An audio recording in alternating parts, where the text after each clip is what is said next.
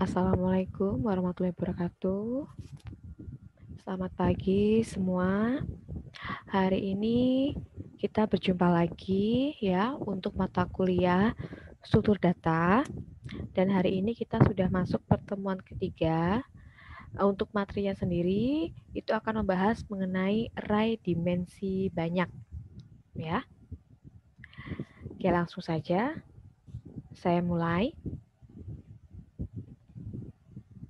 Array dimensi 3.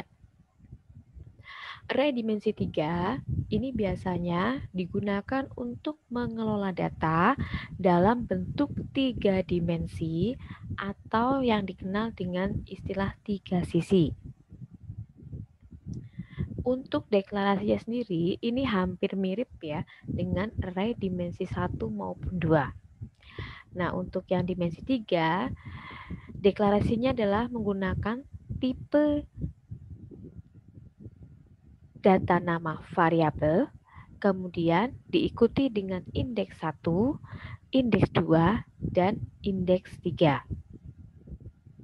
Sebagai contoh misalnya di sini diketahui ya ada integer A 3, 4, 2. Maka kalau digambarkan secara logika, nah, akan muncul seperti ini.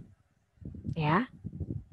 Yaitu 3 itu dari sini ya dimulai dari 0, 1, 2 jadi ada 3 kotak ini, kemudian 4, 1, 2, 3, 4 ya dimulai dari 0. Ingat kalau array itu dimulai dari 0 ya 0, 1, 2, 3.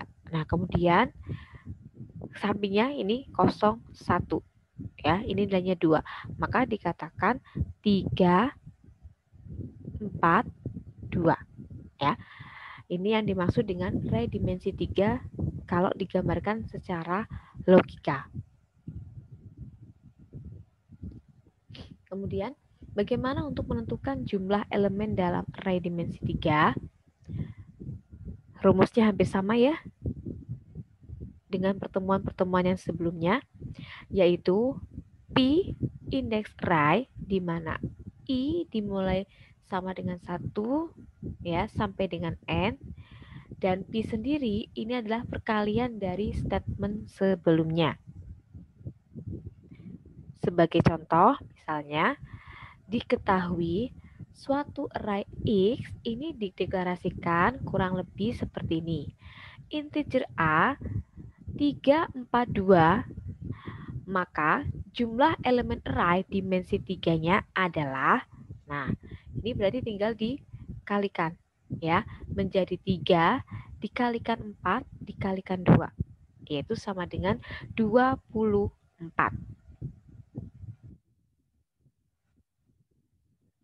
Sedangkan untuk pemetaan atau mapping pada array dimensi 3 ke dalam storage, ini menggunakan rumus ya, m mnp sama dengan m000 plus m-1 dikali jumlah elemen 2 dikalikan dengan jumlah elemen 3 plus n-1 dikali jumlah elemen 3 plus p-1 dikali L. Ya. Sebagai contoh, misal suatu array A dideklarasikan sebagai berikut. Integer A 243 dengan alamat awal indeks A000 berada di 0011 heksa. Dan ukuran tipe data integernya itu sama dengan 2. Yang diminta tentukan berapa alamat array di A232. Maka untuk penyelesaiannya, yang pertama kita menentukan jumlah elemen array A. Ya, tadi 243 ya, yang diketahui. Maka jumlah elemen array-nya adalah 2 dikalikan 4 dikalikan 3. Maka hasilnya sama dengan 24. Nah, setelah itu kita masukkan ke dalam rumus add m MNP sama dengan M000 plus M-1 dikali jumlah elemen 2 dikalikan dengan jumlah elemen 3 plus N-1 dikali jumlah elemen 3 plus P-1 dikali L. Maka kita masukkan, ya, yang dimasukkan di sini yang ditanyakan tadi adalah alamat A232, ya. Maka MNP-nya ini adalah 232, ya, di mana M itu nilainya 2, N itu nilainya 3, dan P itu nilainya 2, ya.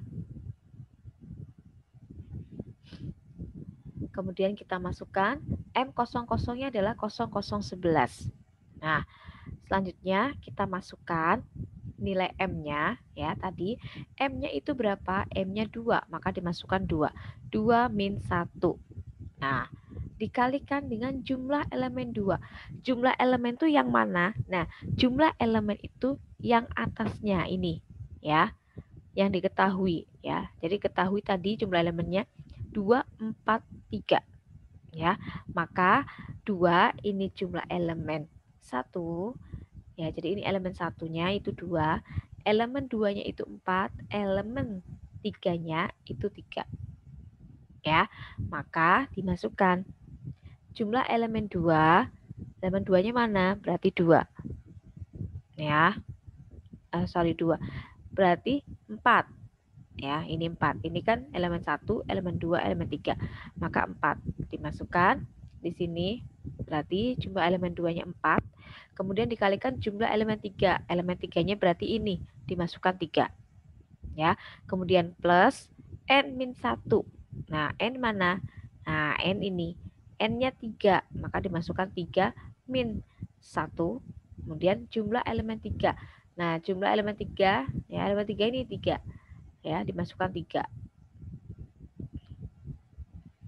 Ya, selanjutnya P min 1. P mana nilainya? Nah, P ini 2. Berarti 2 min 1 dikali dengan L. L-nya berapa? L-nya tadi integernya sama dengan 2, maka dimasukkan.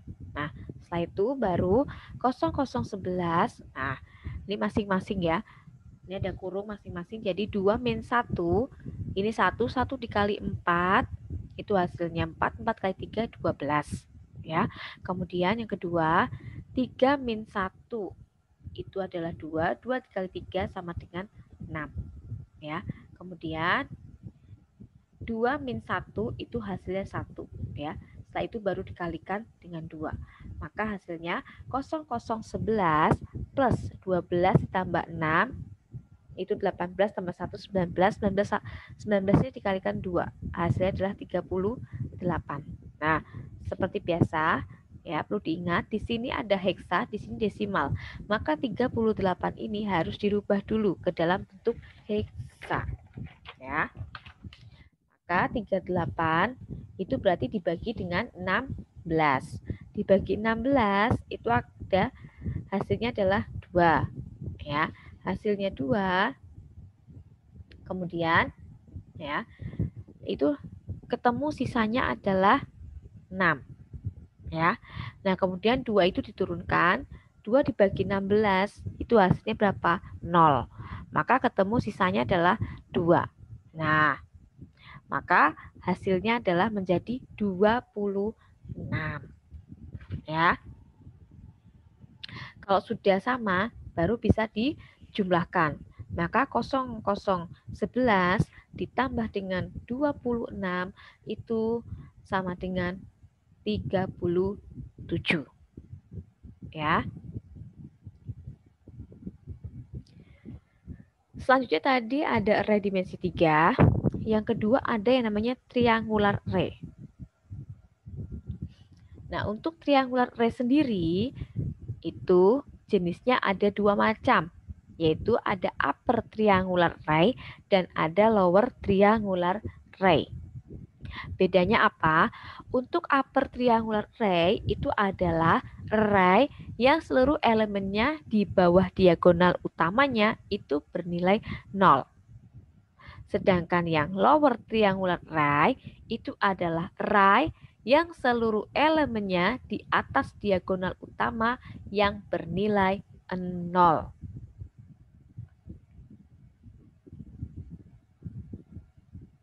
Nah, kurang lebih gambarannya seperti ini. Ya, ini yang dimaksud dengan upper triangular array. Nah, ini ya. Jadi segitiga. Jadi yang bawahnya itu nilainya 0 semua. Ya, sedangkan untuk yang lower triangular array, nah itu yang atasnya itu 0 semua. Ya, ini bedanya. Nah, untuk jumlah elemennya itu berarti menggunakan n dikali n plus 1 dibagi 2. Di mana n itu adalah jumlah baris dibagi dengan kolom.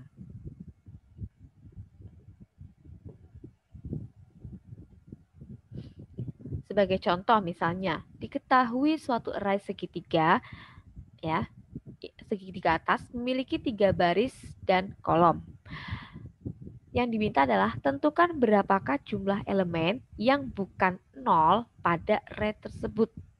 Ya, maka kita masukkan Y sama dengan N dikali N plus 1 dibagi 2. Nah, N-nya berapa? Di sini adalah 3. Maka 3 dikali 3 plus 1 dibagi 2. Ya, ini 3 dikali 3 plus 1, 4. 3 kali 4, 12. 12 bagi 2 adalah 6. Ya, maka contoh bentuk array-nya ya adalah seperti di bawah ini. Ya, nih. Jadi ada 6. Ya, bisa dilihat di sini 1, 2, 3, 4, 5, 6. Nah, ya. Elemen yang bukan 0. Jadi elemen yang bukan 0 jumlahnya ada 6. Begitu juga dengan ini. Elemen yang bukan 0 itu ada 6. 1, 2, 3, 4, 5, 6. Ya. Ini untuk mencarinya. Kemudian bagaimana untuk pemetaan triangular array sendiri? Nah, untuk pemetaan triangular array, ini ada informal, di mana jumlah memori yang diperlukan itu menggunakan rumus N dikali N plus 1 dibagi 2. Ya, bukan N dikali N. Dan yang kedua itu ada formal. Nah, kalau formal itu caranya triangular array itu disimpan ke dalam array dimensi 1 yang berkapasitas N dikali N plus 1 dibagi 2. Ya, itu bedanya antara informal dengan yang formal.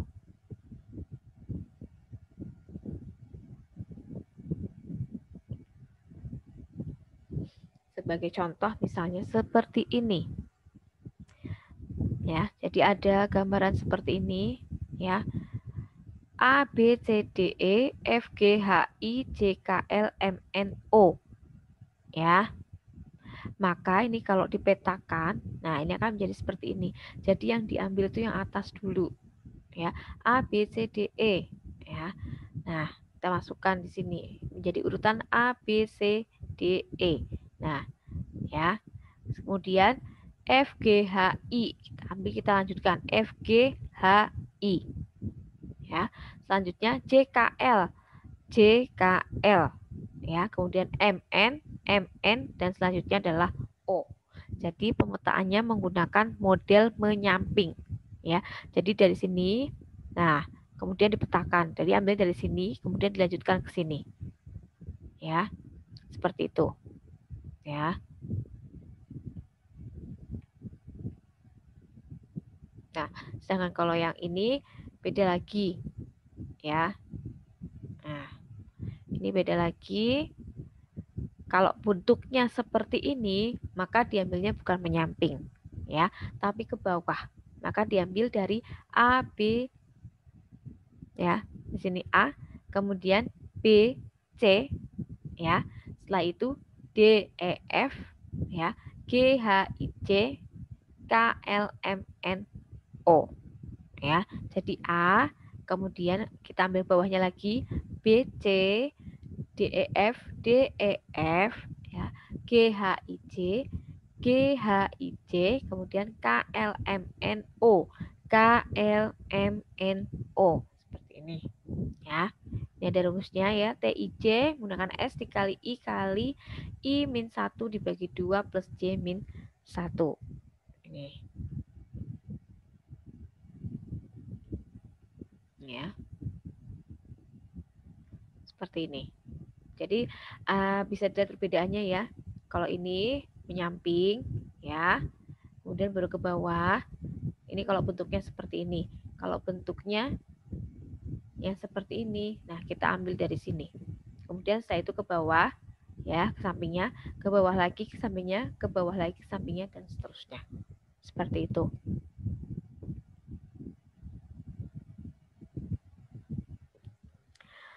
Nah, dua buah triangular array yang berorder n itu bisa disimpan ke dalam sebuah array dimensi 2 yang berorder n dikali n plus 1.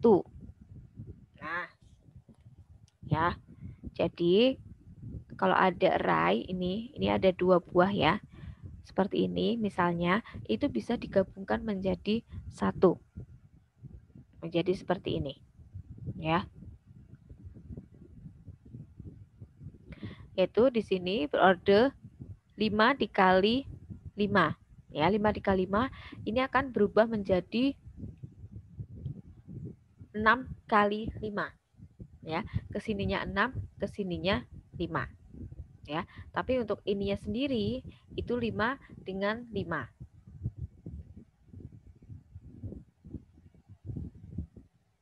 Sebagai contoh misal A dan B itu adalah triangular array berorder 5 kali 5. Ya, seperti tadi, kedua array tersebut itu bisa disimpan ke dalam array C yang berorder 5 kali 6.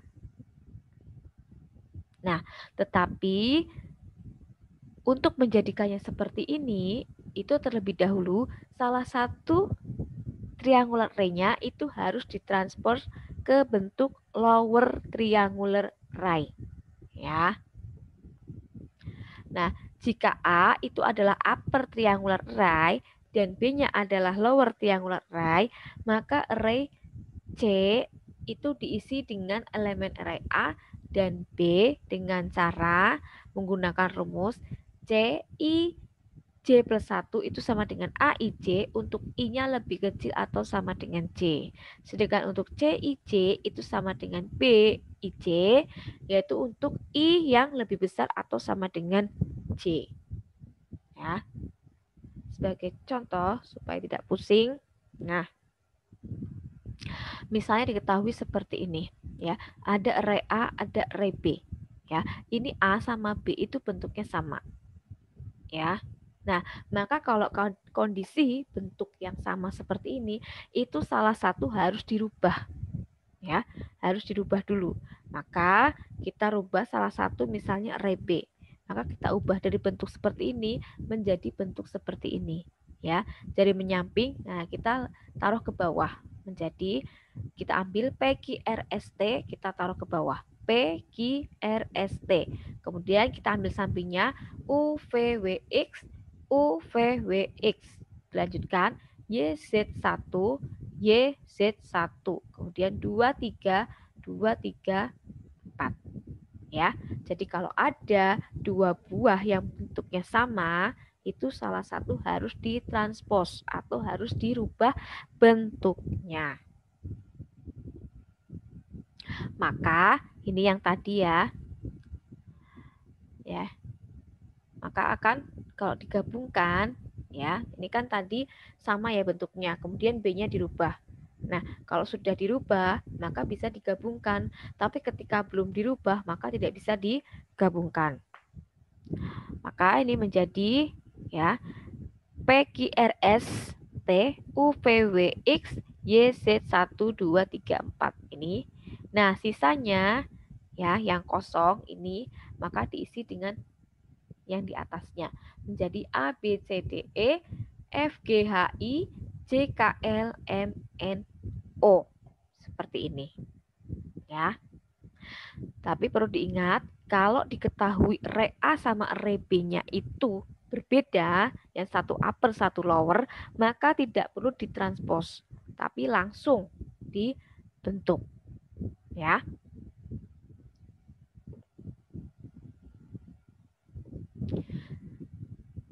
Selanjutnya ada space array atau dikenal dengan istilah array jarang.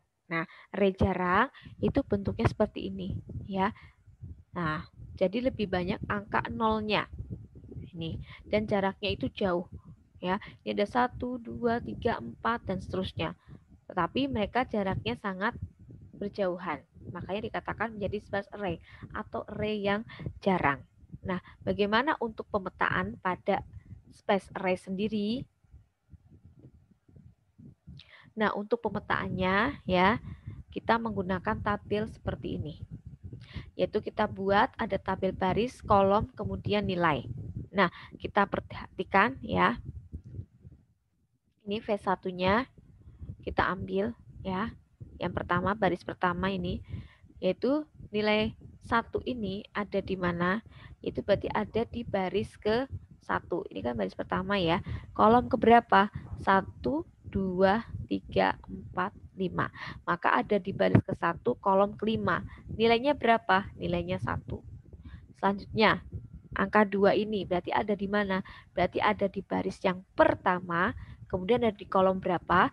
1, 2, 3, 4, 5, 6, 7, 8. Nah, berarti dia ada di baris pertama kolom ke-8, di mana nilainya adalah 2. Ya. Selanjutnya, kemudian di bawahnya.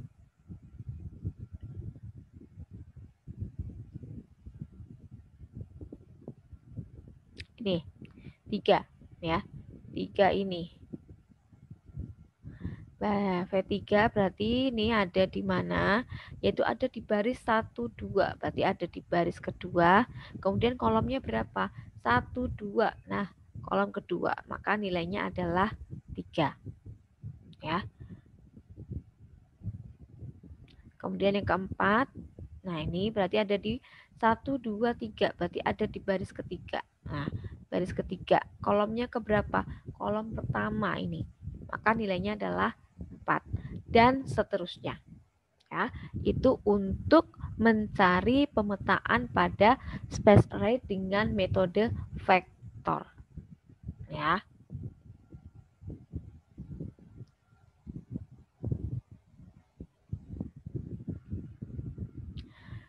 Nah, untuk kekurangan pada pemetaan space array sendiri, ini adalah tidak mudah melakukan updating nilai terhadap array.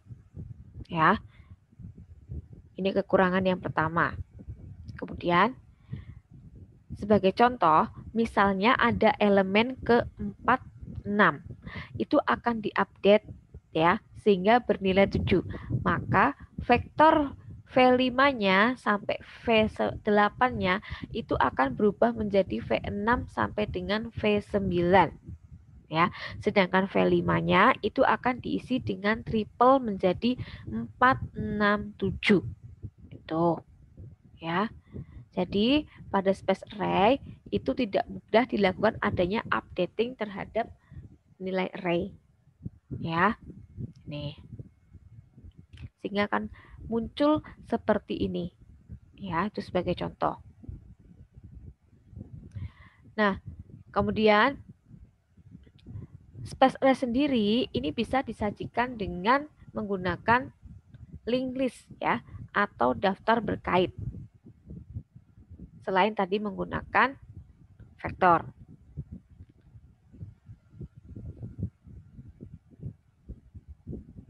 Nah, untuk tugas mandiri silahkan dikerjakan, itu ada 2 soal ya. Yang pertama adalah suatu array A itu dideklarasikan sebagai berikut. Float A555 dengan alamat awal A000 sama dengan 21 heksa. Yang diminta adalah berapakah alamat array A232 dan A543. Dan yang kedua adalah suatu array B itu dideklarasikan sebagai char B343, yaitu dengan alamat awal A000 sama dengan 21 heksa. Yang diminta berapakah alamat array A232 dan A343. Ya. Jadi untuk tugas nanti silahkan dikerjakan ya. Ini ada 2 soal. Setiap satu soal ini ada 2 jawaban. Maka totalnya ada 4 jawaban. ya. Tolong tugasnya seperti biasa dikerjakan dengan baik ya. Berhubung ini hitung-hitungan, maka ditulis tangan, tolong yang rapi, gunakan cara ya. Sudah saya ingatkan berkali-kali, untuk hitungan saya ingin lengkap, ada caranya. Jangan tiba-tiba langsung ya. Karena saya perhatikan sudah beberapa kali ada yang langsung ya, yang langsung aja kadang caranya salah ya. Apalagi yang tidak menggunakan cara. Tuh. Ya. Dan untuk tugas sendiri seperti biasa saya kasih waktu untuk pengumpulan paling lambat hari Minggu jam 10 malam. Ya. Tugasnya nanti bisa diupload di aplikasi MyBest.